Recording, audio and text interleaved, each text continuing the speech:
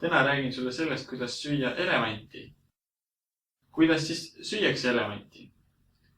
Ühe ampsu kaupa. Kuidas sa lähed jalgsi Tartust Tallinnasse? Ühe sammu kaupa.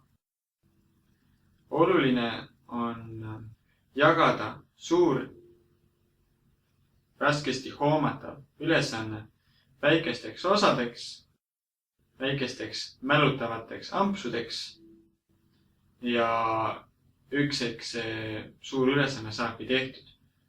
Aga kui ma vaatangi, nüüd ma pean Tartust suutma Tallinnasse kõndida, see tundub nii võimatu ülesanne. Aga kui ma ütlen endale, mul on eesmärk täna astuda üks samm Tallinna poole, see ei ole väga raske. Muidugi üks samm päevas Tallinnasse väga kähku ei jõuaks, aga mõned eesmärgid või ülesanded võtavadki aastaid näiteks aega.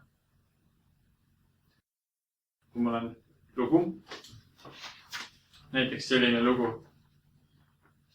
siis ma võin ta ka mõtteliselt ampsudeks jagada. Ma ei pea vaatama, see on nii suur lugu, ma nüüd hakkan siit otsast mängima.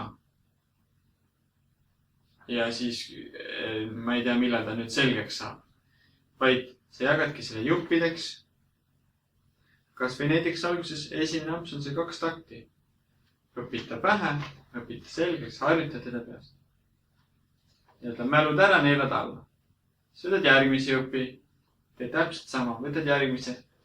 Kuni sul näiteks need 2 esimest rida on peas ja selged. Ja siis sa harjutad neid natukene.